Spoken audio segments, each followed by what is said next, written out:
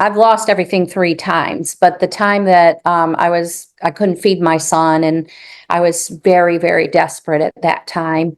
And I was on a walk to plan my suicide. And I was at the lowest ever in my awareness, right? And there was something, and I do believe that like you said, the divine, the angels, God, all of those spiritual powers, all of that spiritual connection makes a reach out at those times. You started your business with one goal: to be of service while pursuing the calling of your soul and life purpose. But what you didn't realize at the time, when you accepted the invitation, the entire trajectory of your life would change. Soon you start questioning yourself, rather than just giving yourself full permission to do whatever the fuck you want and to make a shit ton of money. You start moving from a space of fear rather than playing full out. You start wobbling whenever a challenge arises. And you start asking yourself, when did it all become about everyone else? Where did all the fun go? How did everything get to be so fucking serious all the time? Days of questioning yourself are over. Audacious leadership is in now. It is time to step into the boldest, the most courageous, the most powerful, audacious version of you, while working with dreamy as fuck soul clients, charging the prices you want to charge, feeling confident AF in who you are, speaking your ultimate truth with absolute tenacious conviction, and becoming wildly rich AF. You are ready for your comeback. You are ready to shift gears. You are ready to lead in a way that you have never done before. You are ready to become the most magnificent, the most magnetic version of yourself, so that you easily attract every single thing you want when you want it. You are ready to be seen and stand out as a sought-after leader in your zone of genius and industry of one, because that's what you are. You are going to shine like the beacon of light that you are, so that you magically attract those dreamy AF clients again and again and again, and get paid a fuck ton of money. It's time to join Audacity. Audacity is a high proximity, 6-month mastermind that will ignite the fire that leads you into your most bold, most audacious and fulfilled, dripping in money, high octane leadership era to join the waitlist for Audacity. The link is down below in the show notes. We start in August. So I tuned in for this episode before we both hopped online, and the guidance was to pull some angel cards. Now, Paula is an angel reading expert amongst all of the other things that you would have heard in her introduction. And so we have both agreed that this is a good idea, and we're really opening the honeypot and allowing the bees to join us and the angels. And I'm just inviting the divine spirit and connection into this episode today, because I feel that we're both very aligned in our hearts, in our soul purpose and mission. And it's just going to be a beautiful unfoldment. I can feel the energy shifting already, and it's already coming in. My heart's starting to expand.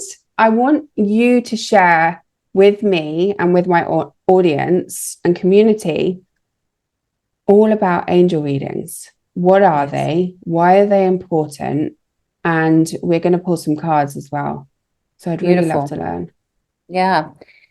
So I'm going to back up just a minute too and give you a little bit of my connection with angels, if you will. Is that I have always been connected with angels. I used to see them frequently as a child, and I didn't think anything was weird or strange about that. I communicated with them, and faces would come in front of me and sort of guide me, or we'd have conversations.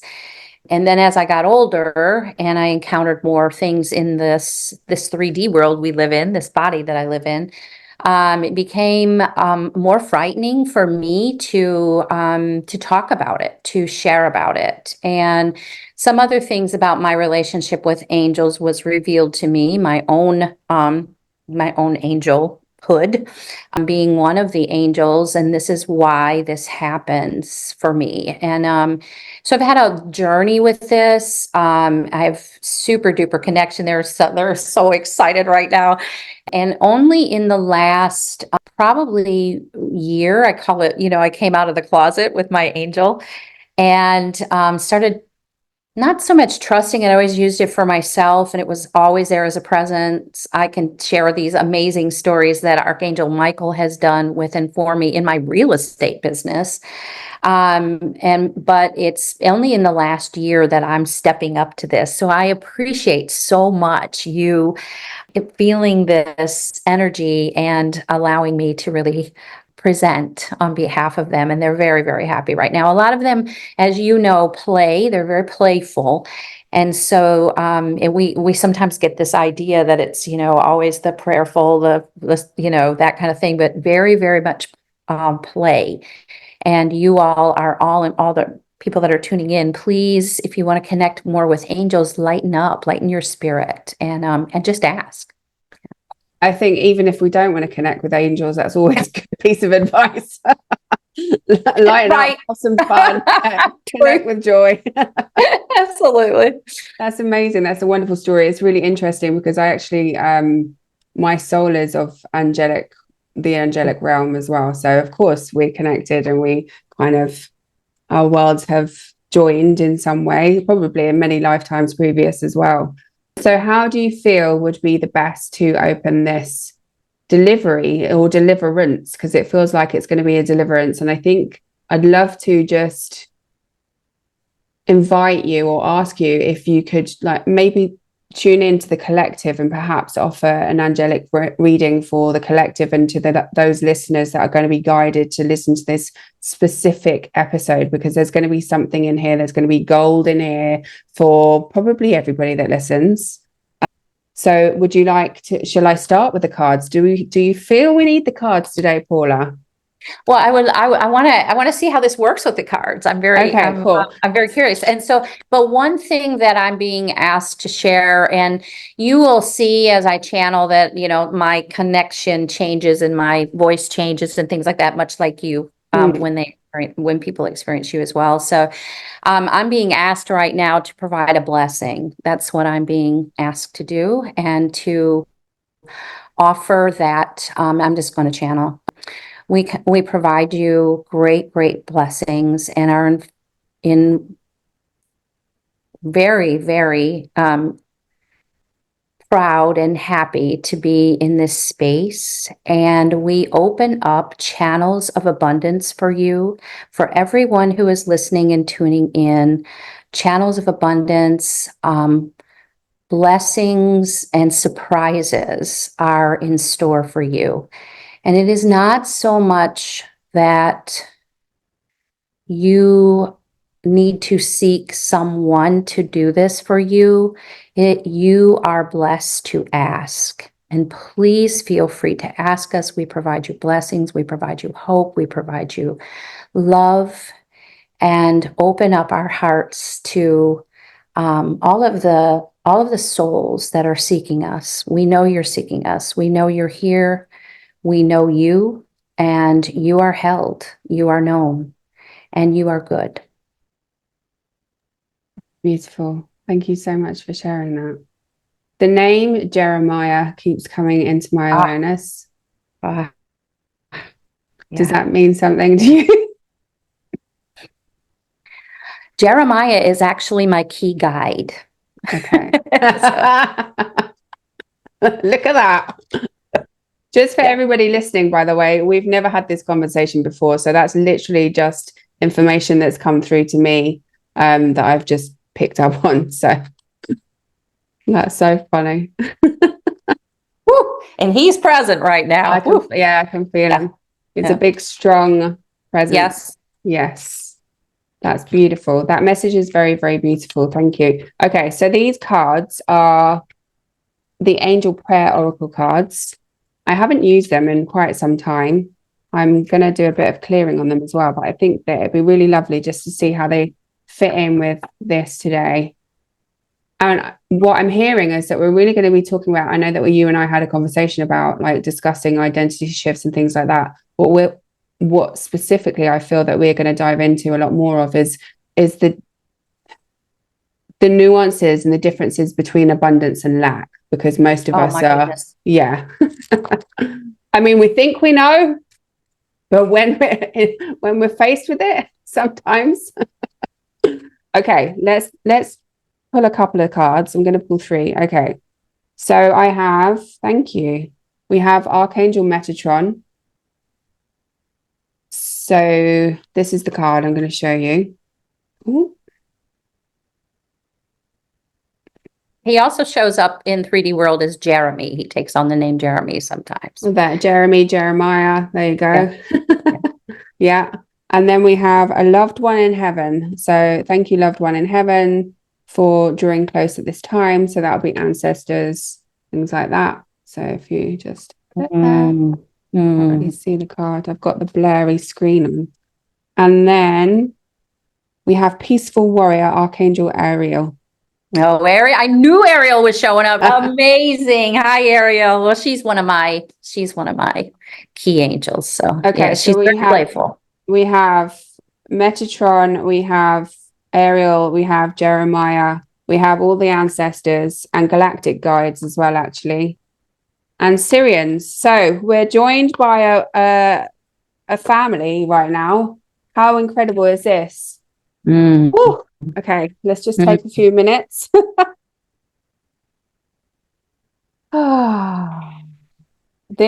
So for everybody listening at home, this is going to be a full-on channeled transmission between myself and Paula. And you may experience some sensations in the body. You may feel like you want to sit down. You might need some water. You may feel nothing at all. It's absolutely fine. Like, everything is perfectly okay. And you can obviously pause the episode and come back to it later. But let's dive in. Oh, there's energy moving already. Paula's yawning. Okay, so I want to really just dive into this. When I saw you share this earlier on, I was like, okay, we're going to start here.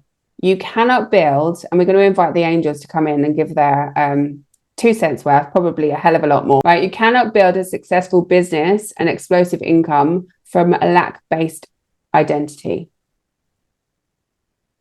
Yes. Tell me more.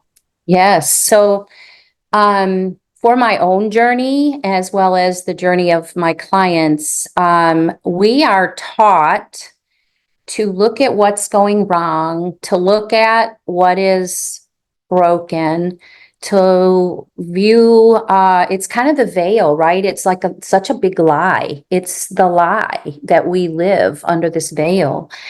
And it rules the lives of so many people. And I'll just refer this to myself as well, that the fear, and I'm going to sort of talk about what this is, sort of the symptoms, right? So the fear of it all going away, the fear of not enough. And I lived, and still occasionally do live, with making large sums of money, like, what most people would think was really, very large sums of money, that just went away. And it doesn't make any logical sense that it's not like, buying, designer clothes or anything like that. It's just not there anymore. And our view, our relationship with lack is the creator of this situation. It's absolutely the creator of this situation. We are creating our reality with every breath, with every step. And our reality is reflecting our beliefs and our thoughts, right? And there's a divine connection to our beliefs and our thoughts. It's not sort of, we do have sovereignty to be able to think, often when I do angel readings, people will say, well, you tell my husband, will you have the angels tell my husband X and such, or my client X and such? And immediately the angels jump in and say, remind them of that we won't do that. It's sovereign, right? So we do have sovereignty of our thoughts. We can think our own thoughts. We are, in charge. But many, not even many, we are also directing the universe on how it blesses us, how it reacts to us, how it performs along with us. And the angels literally are around me right now and in this space waiting for direction. It's sort of like getting in a cab in New York City and the cab driver is like, well, where do you want to go? Right. And so our thoughts are that direction to the universal cab, if you will. And when we are so focused on it going away, on the stories of, oh my God, my bank balance is getting low, and not so much looking at what is it right now? Do I have enough right now? There have been times in my life, just honestly, that I have had thousands of dollars in my bank account, thousands of dollars, and talked myself into what, oh, what if it goes away? What if I don't have enough? And been in that fear state, that and the veil over my experience. And so that identity, that becomes an identity. It becomes who we are. It becomes how we make decisions, what we're doing on a daily basis, a lack-based identity. And it's absolutely ludicrous and illogical that you would be able to build a business, have tons of money, have, whatever you're thinking is wealth, and receive abundance from that identity. It's still logical.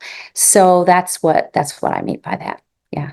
I love that. And so my thought is that, we're programmed and conditioned to live in lack. Okay. And so when we're talking about lack, it's almost like a fear-based mindset and lifestyle, really. But absolutely. I know of many people who have built businesses with that, because we're not all and it's not like, okay, you clear the deck, you release the lack mentality and everything's great and you're a billionaire. Like, that shit just doesn't happen, because it always happens in like spirals and right like that. So but because this is almost like the set point is lack and scarcity and fear, and it's happening on a level where we don't always recognize that it's happening. And then we have to add another layer of our own personal circumstances and our childhood and our parenting and our ancestry and all the other stuff on top of that. So we're really looking at layers and layers and layers and layers of lack mentality, for want of a better word. And so trying to build a business from that state alone, it will only get you so far. I mean, if you want to be a billionaire, you need to seriously learn how to almost like dance with that lack, because it doesn't go anywhere. You just get better at embracing it and integrating it, and almost like treating it as a little bit of a friend, like playfully. That's the way I like to see it. What are your thoughts? Yeah, and I also think you get better if you are aware, and if you are conscious of it, which a lot. I mean, I think like 98% of all people are not conscious of it. But when you become conscious of this, I'm going to tell you, the angels just are celebrating, but all of the divine comes in to provide you more information and to help that. And so it is like sort of a dance, but there's also a new perspective that comes, right? So my perspective, my client's perspective, it becomes different with it. It becomes less of like this grip on you. It becomes less of a focus. Your focus is on can become more about the blessings, more become about how everything is for your benefit. And for many people in our conditioning, they hate. I can tell you they don't want to hear that. How could this be for my benefit, right? How could I've asked that myself. And always, I will tell you, the angels always, any reading I ever do, my own questions, my time that I spend with them, the meditations, they always tell me, this is for your benefit. This is for your journey, for your evolution, for your expansion. So that dance is the consciousness of lifting the veil of what we've been taught, what we've experienced, what our souls have experienced, all of that. And it is transitioning, a piece of transitioning with the divine, with a holy endeavor, to not change it all. Like you said, just become a billionaire, right? Not to change it all, but to have a different perspective on it, right? Yeah, it's almost like you shift your relationship with it. It's that identity shift. So you have to shift your identity within yourself and how you relate with yourself, and also the mindset and the different things that the aspects that come up through the journey as well. So I'm really curious to learn. I know that you and I have had conversations previously where you've lost everything. You were in $500,000 worth of debt. You went to the depths of the abyss and you completely changed your life and came out the other side. Now, you and I have very similar, not the same, but some very similar kind of experiences in our lives: poverty, suicidal ideation, that kind of thing. And when you kind of get to the point where you've lost everything, how do you even find hope? Like, how do you move from that space? Because I've experienced something similar. It's just like, and it's almost like you just find the power, the resolve, God, just all the angels, everything, just come on, let's go. You've got this. And making everything, knowing that everything happens for a reason. I'm a very true believer of this, regardless of the terrible circumstances and experience that I've been through myself. And obviously you have the same mindset. And so I'm curious to learn how you were able to shift your identity so vastly to go from somebody who completely lost everything to somebody who's got 3 successful businesses, real estate coming out of the wazoo, investments and assets and all of the things. I get asked this so often. And it is like you said, it is at the moment where, okay, so I've lost everything 3 times, but the time that I couldn't feed my son, and I was very, very desperate at that time, and I was on a walk to plan my suicide, and I was at the lowest ever in my awareness, right? And there was something, and I do believe that like you said, the divine, the angels, God, all of those spiritual powers, all of that spiritual connection makes a reach out at those times. It is, even though, as a human, I felt I just want to end this all. There's nothing I can do. I don't even have food, like really focused on that lack. I was really in it. There was a moment, and it occurred to me while I was walking to plan my suicide, this deepest despair, where I saw a flower at that moment, and there's no mistake, right? That flower was there for a purpose, and the flower was both alive and dying. So part of it was almost like anime brilliance, and then another part of it was dying leaves and things like that. And as I was in active despair, this voice, and not an actual voice, I want to tell people that you get missions and you get missives all the time, and it comes through you many times through intuition. And we're taught, especially women have great intuition. It's how our souls have survived through all the burning of witches and all the stuff. And so we've been taught to ignore it, right? And so sometimes, and to answer your question, when the despair is so deep, it's like everything, all that other stuff, that's the layers of conditioning and all of that, is for a moment out of the way. It's gone, and the voice of God, the voice of the divine, step in. And of course, we have a sovereign. We can make that choice, right? We can say, I'm going to listen. And for me, it comes as a real significant, intuitive voice. So at that time, that very time, that intuitive voice said, "This is you, Paula. You can either be alive or you can die. You can die. What are you choosing?" And something in me said, I'm choosing life. And then I sort of crack up at this, not even sort of, I think it's really funny. The angels think it's hysterical. But I also said, okay, God, I had no idea how to be happy. I had no idea what that meant at that time in my life. And I said, okay, well, if I'm going to do this, I'm going to be happy. I have to be happy.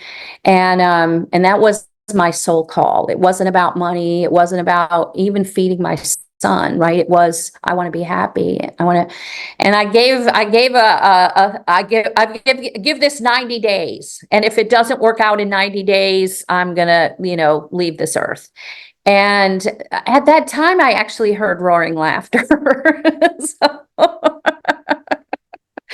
But I went and I became so the answer is there's always, for me, in the times of losing it, the times of desperation, there's always been a divine voice, a divine push. There's always been, and I know so many people who have been through this.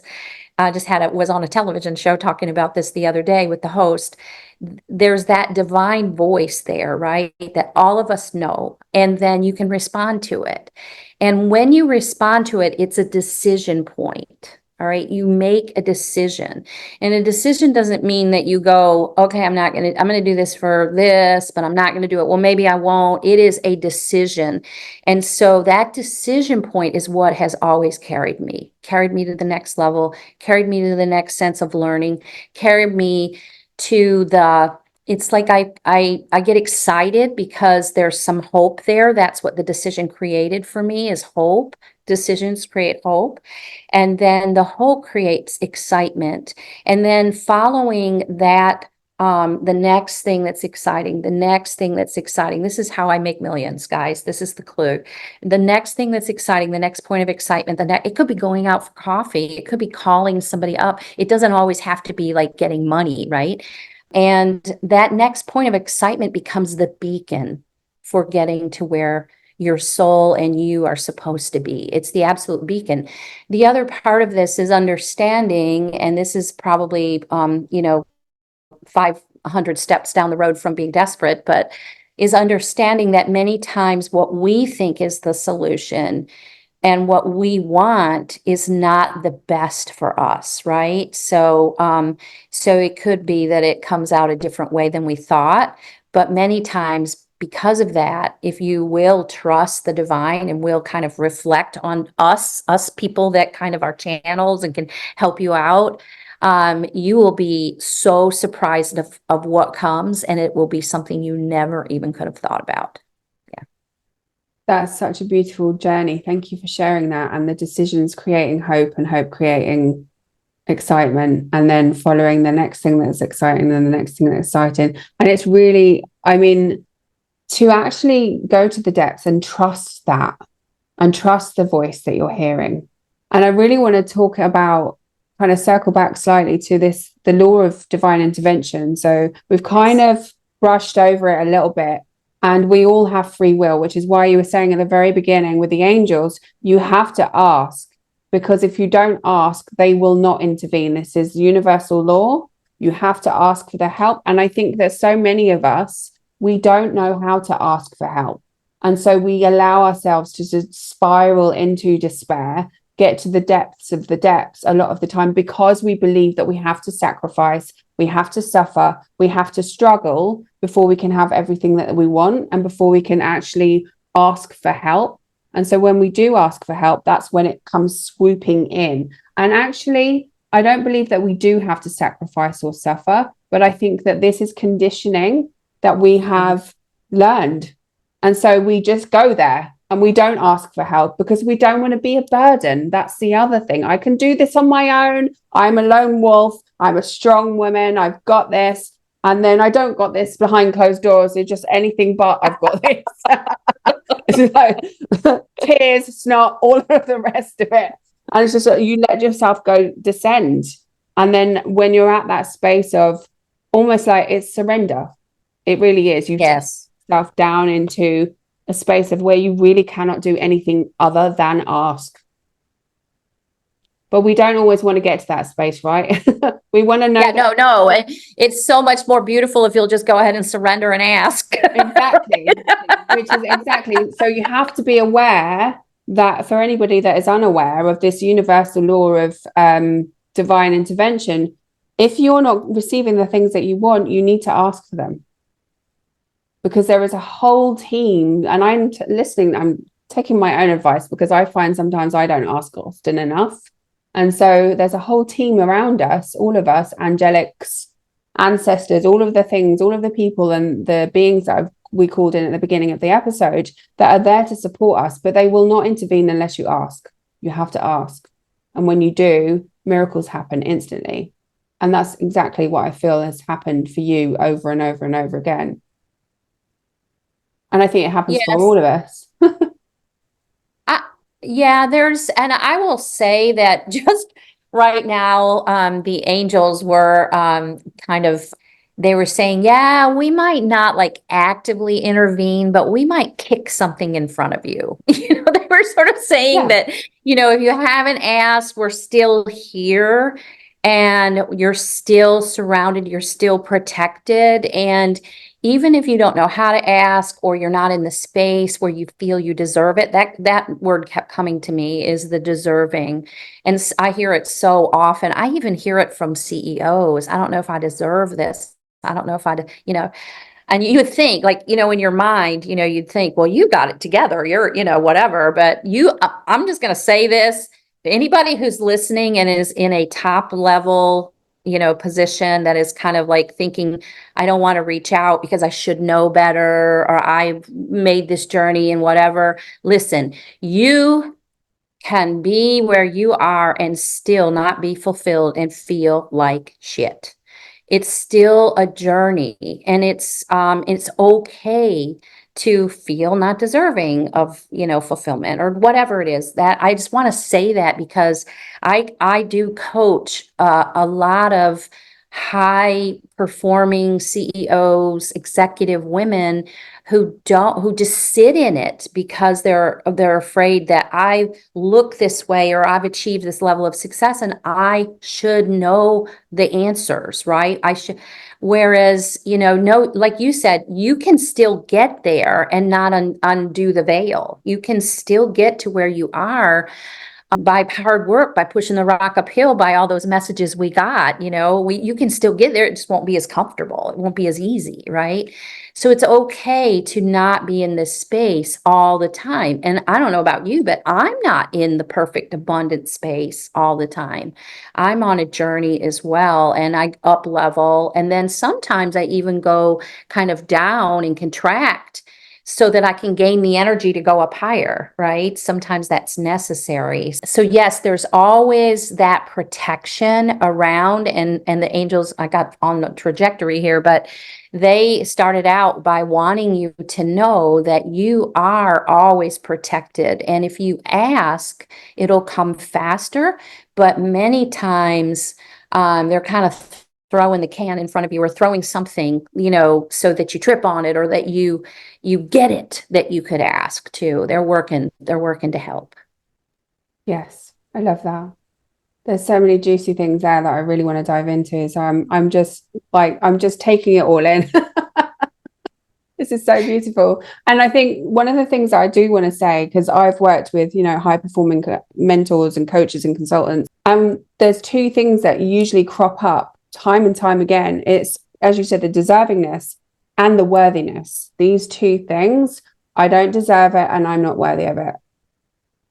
And so when you're experiencing anything of that nature, getting to that point of self-doubt, doubting yourself, doubting whether you're deserving, doubting whether you're worthy, this is almost like an invitation to lean in and rewire that part of you that's telling you that you're not worthy or deserving of it. But it's not just a flip of a switch. Sometimes it's a real somatic experience of the body, of the nervous system and all of those things, which is why as well is that we are taught that to make like quantum leaps, so to speak, in our businesses with money and stuff like that, that we have to contract before we expand. And I think that sometimes we forget that we can actually just continue to keep going if we want to. Like, we do always get a choice as well. But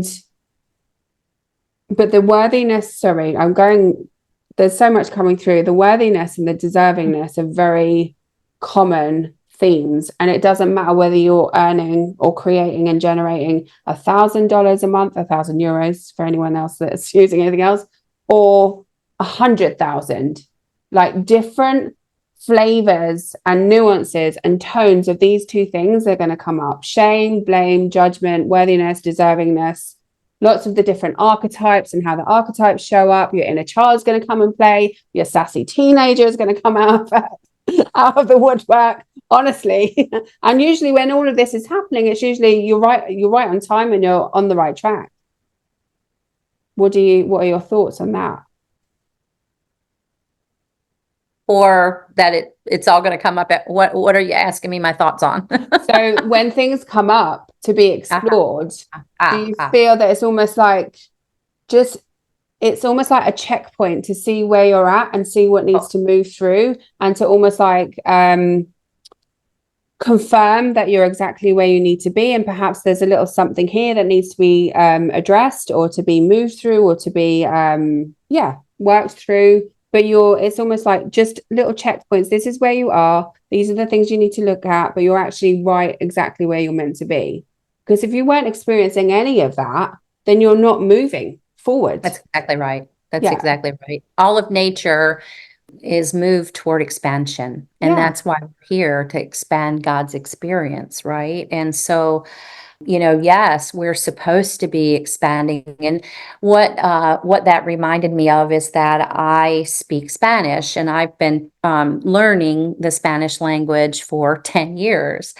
And the way that I started learning it was I worked for a school in a Spanish-speaking country, helping I was coming from the United States and wasn't living there all the time. And so my Spanish got really good with accounting. Like I could speak Spanish about accounting and funds and donations and all that stuff. But it wasn't, and then I could speak about friendships and building teams and all the stuff that I was involved in, and advanced, like I had expanded my language into that, right? But then there's other places in that language that I'm not very advanced, right? And so as I speak it with my friends, and as I'm there, I'm actually going to Guatemala next week to work with a women's project there. And it's getting to where I don't even have a translator on Zoom anymore. But what happens is I find these pockets of what I don't know, right? And that I can stop because I have a good enough basis of the knowledge of the language now that it's easier. And this is what this is reminding me of, is that, we can be at certain levels of our belief system, our identity, our experience, and then there's a little pocket of something, maybe shame, maybe, guilt that hasn't been explored. And because you have the basis of where you are now, because you're strong from where you are now, it's time for you to learn that part of the language. It's time for you to explore that and grow into that, because you are just where you needed to be and you're safe, right? Yes. I love the way that analogy that you've just used. And I think it's also important to mention, because I think that when things come up like this, there's this tendency to want to go back into like fear mentality of, oh God, now I've got to bring up another story and another dig up the old grave. Go mine it, right? Go find it, go deeper, go mine it out. We're on that excavational dig, and it really doesn't happen. It's really not always necessary. Sometimes it's just a case of, okay, this happened in this and so, but it doesn't necessarily mean that you have to get the spade out and start digging up everything again. Like it doesn't have to be that way. So if there's anyone listening that's going, avoiding whatever it is that's coming up for you right now, if you're avoiding it because of that specifically, please know that you don't have to do that. It's not necessary. You don't have to go on that excavational dig. You don't have to go into the story. You don't have to do anything that you don't want to do, especially if you're working with someone like Paula and myself. Like this is the shit that we do. So you don't need to go in there. In fact, stay out of there. Be aware of it, but don't do the nose stuff, because you might be, anyway. But I just think that's really important for people to recognize that it's not always necessary, that there are ways and means. I think that's a really great point. And there's something also about the lack-based human, what's broken condition that does want to go mine it out and find out why it's here and spend the time on that, when you're exactly right. And when you get more connected with your angels and the divine sources, many times you'll just be like, no, come on, you don't need to do that, right? It's almost a point of getting your soul back into some darkness, when your soul has arrived out of that darkness, and there's no need for it many times. Yeah. And also the thing that I like to do, and I know that you probably do the same kind of thing, is that when something comes up like that, where it's inviting, it's almost like beckoning me into this little dark hole. Come on, like Alice down the rabbit hole. It's like, no, I'm going in the other direction. You can carry on going down there. I'm going the other direction. I'm going for the excitement. I'm going for the decision to shift directions. I'm zagging when you're asking me to zig, or I'm zigging when you're asking me to zag. Yeah, so. Absolutely. I love that. And very often I do hear message of what's your highest excitement right now, what's your highest passion, and what's your highest excitement, whether I'm sitting outside and just being and amazing, being in amazement by the nature and where I live, or in the middle of coaching someone, that always, like you said, following that highest passion and excitement to the top of where you can take it, and going somewhere else next to the next excitement is just, it's the absolute formula for getting out of that lack-based identity. It's it's like you said, zig when it wants you to zag. Yeah, 100%. Love it. And I don't know if you were open to kind of going into this conversation a little bit. It's kind of going down the rabbit hole, actually.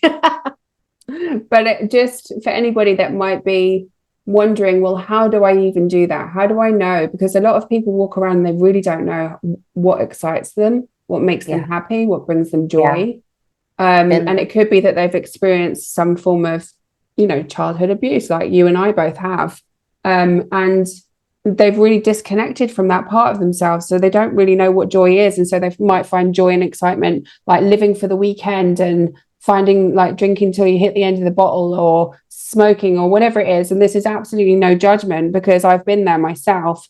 But it's like, what would you share with somebody? What kind of guidance would you give them, and the angels, please, to somebody who doesn't really, or hasn't yet connected with that sense of excitement and joy, or who doesn't necessarily know where to look for it? I know that we have to look within, but like, can you give some context? Yeah. I mean, I encounter this with clients. So where I take this is we always need to put our boat into the flow, the river of flow from the part of the shore where we are located, right? We don't need to take our boat somewhere else or whatever, just get in where you are. And so many times, people are really connected and can connect with what's not going right. I mean, at that, if they don't know, like if you've been, excuse me, let me turn this. I'm sorry about this. So if you haven't connected with, sort of that higher feeling of excitement yet, and you've lost it, or you're not in the habit of it, almost all of us can start from what we don't like. What is the contrast, right? And so what I would say with that is, let's take that to and try to find a belief that's connected to that feeling of contrast, what you don't like. All right. So for instance, I don't feel loved anywhere I go. That was said to me actually yesterday in a group, program. And exploring that and not being able to find excitement because I just don't, that's a core thing, right, going on. And so I gave this question, and I often use this question for myself, is what is the belief that I must have that allows me to experience not feeling love anywhere, or whatever it is, allows me to experience never feeling excitement? What is the belief I have? So that actually seems like a question about what belief do you want? But it's really exploring right where you are, right where you're putting your boat in. And so then helping yourself or the person to find out what that belief is. And the thing about our mind is that our beliefs really like to keep living. And so often they'll shove one in front of them and hide, like, you don't want to find this one. This is what it's really about. And so this becomes a little bit of a journey, but you start where you are and you find the first belief that comes up for you and then examine it. Like, I don't believe that I can, that there's anybody that loves me or something like that, right? And then examine that and think, is this really logical? Is this really true? Or is this a lie? Is this part of the veil? And almost always it's illogical, especially lack-based things and all of that stuff. I mean, I can say nothing ever works out for me, and here I sit in a gorgeous beach house. And I mean, that it's just illogical.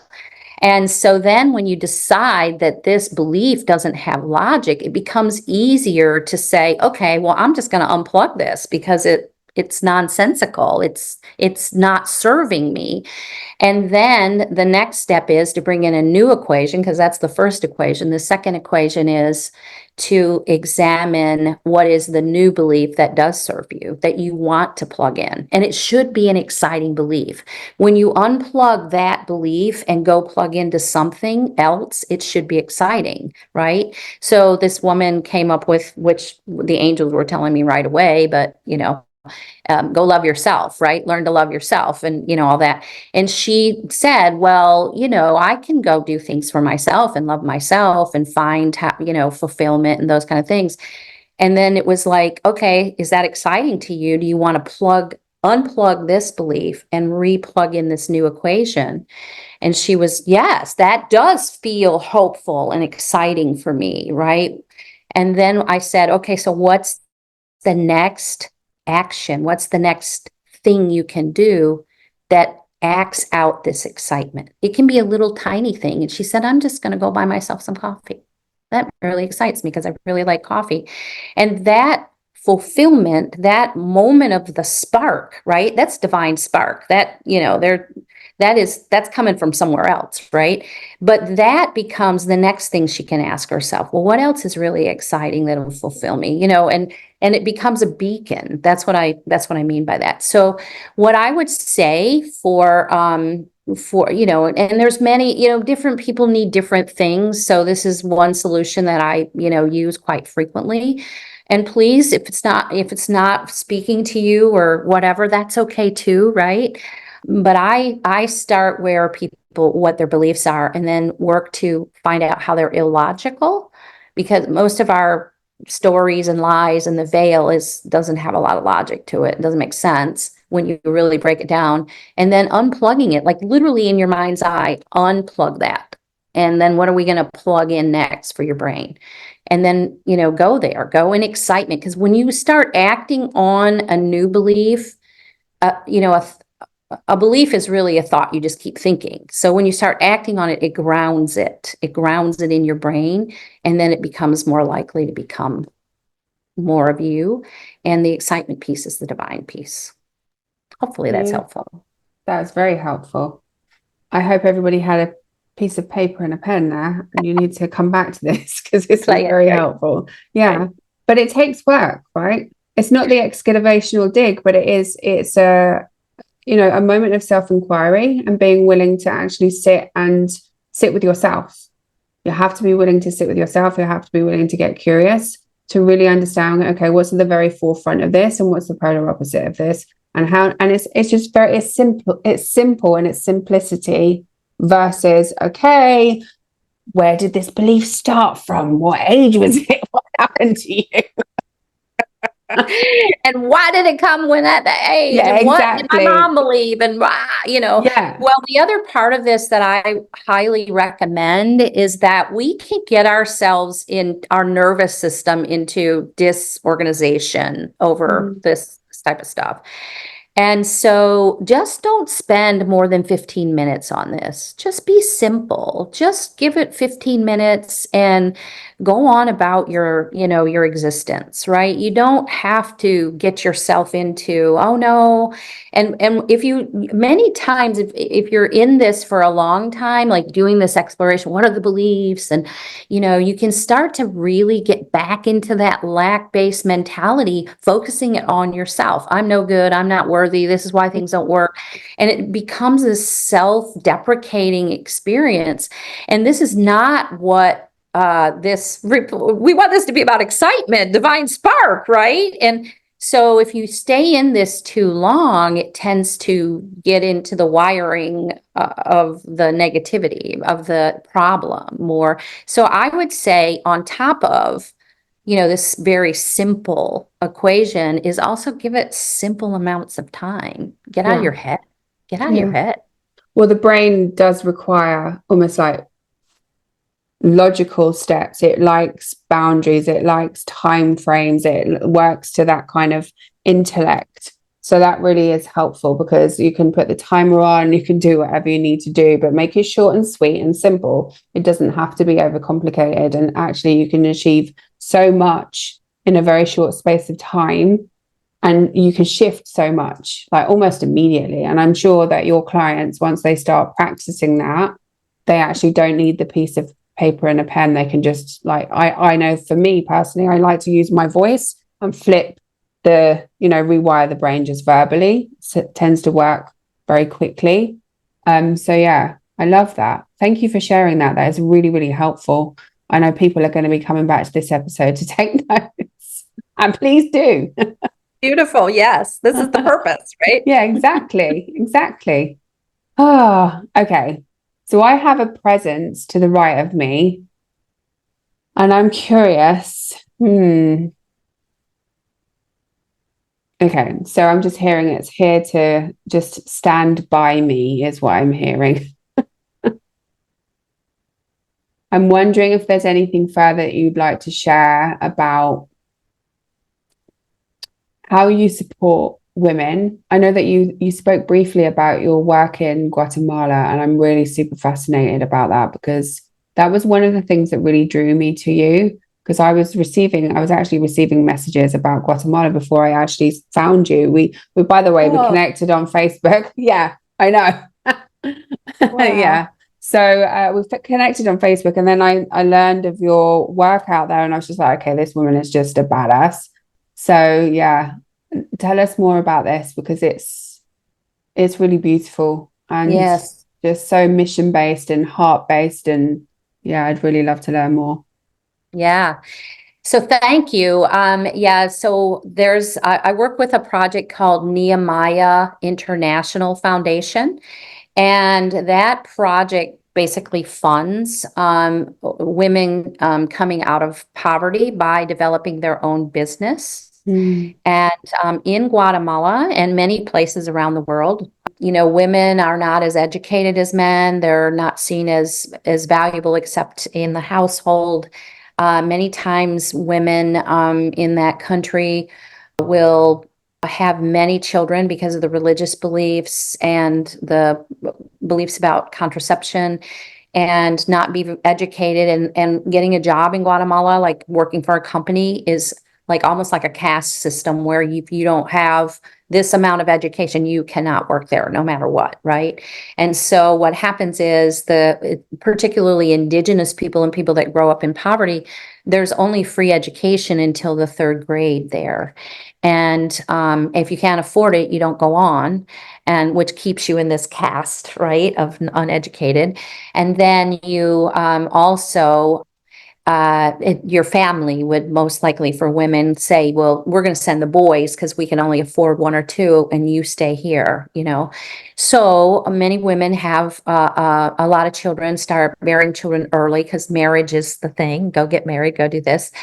And then all of a sudden they're in poverty, they're having a hard time feeding their families anyway, and they have, 9 kids, and the husband abandons the family to go find a younger person. And so this person who has not much education, if any, has these faces to feed in this essential lack-based conversation continually going on for generations and generations, living in fear, living in, just a whole nother reality. And so this project is about changing all of that, changing the mentality to expect abundance and look for it, connecting people with their sense. People in Guatemala are fabulous entrepreneurs, and women are amazing. They're artisans and beautiful souls, and they work together so well, and it's just beautiful. And so this group of women started out as 5 women, and now it's grown in the country to probably 40, and it just continues to grow. They kind of are a collective and support each other. I don't quite understand how it's all working. I'm trying to figure that out.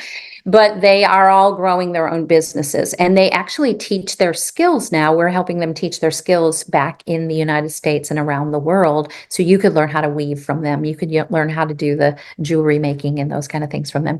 And these women are just standing up in power and, belief in what they can become and what their children are becoming. And not the idea and the concept of, oh, I'm broken, oh, I'm poor, is just not even part of the conversation anymore. So it's so beautiful. And by the way, I am leading a retreat to go do some service with these women, to be with these women, to learn from them, and to also teach, and be in service, along with some coaching and a little bit of opulence, and we're calling it's a retreat that's happening in September in Guatemala with this experience. It's called Reignite, so that your purpose is ignited, you're reignited, and that you also are seeing the women set the world on fire as well. So yeah. That's so beautiful, and it sounds like such a beautiful thing to do. It's so important. This work is so, so important.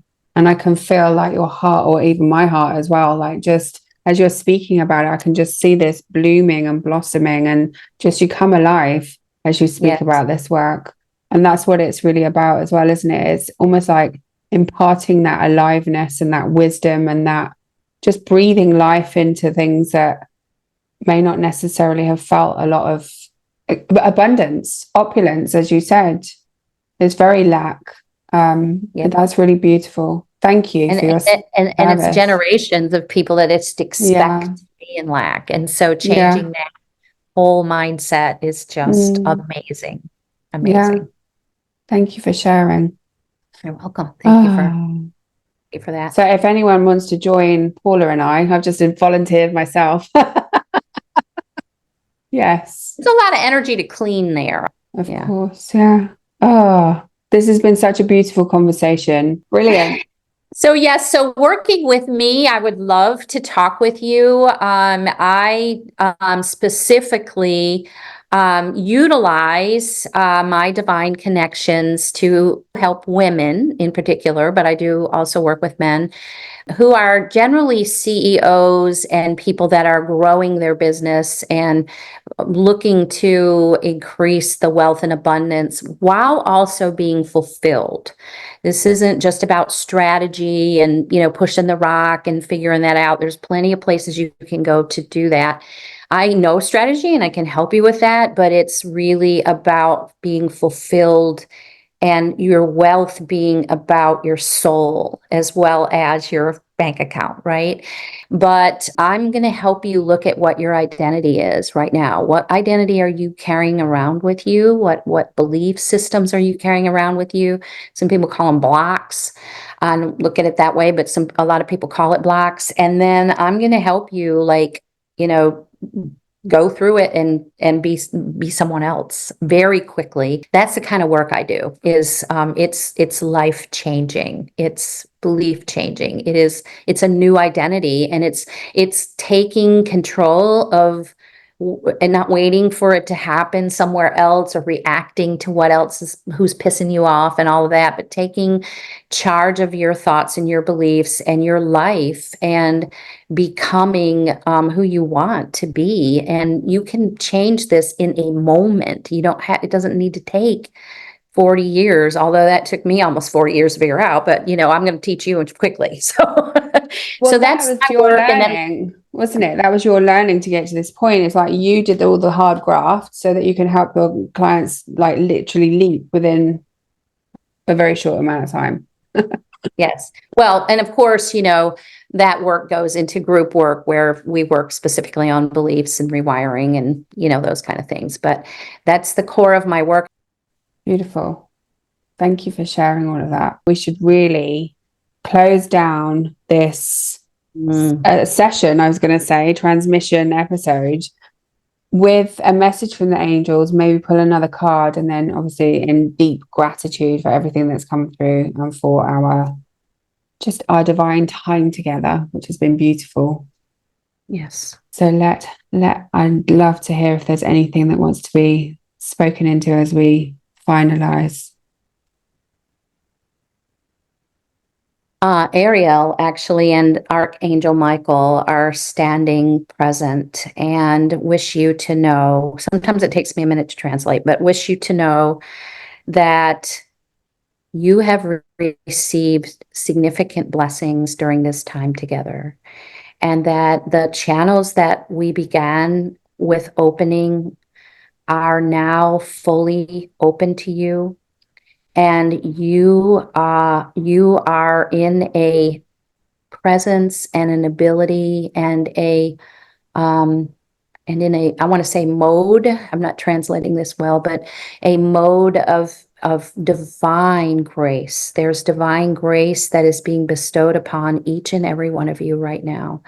And if you are feeling compelled or pulled to move forward in a different way in your life, to something's pulling at you to do as your purpose, to take on, the request is to seek out these two people that are that are here right now, and to know that it is okay, know that it doesn't have to be hard, and to know that you absolutely at all times are held and move forward in absolute blessing. And Michael says in protection, and he has his sword out. Amen. Thank you. That was so beautiful. And I was just shuffling the cards as you were speaking, and I literally hard jumped out. Live your joy.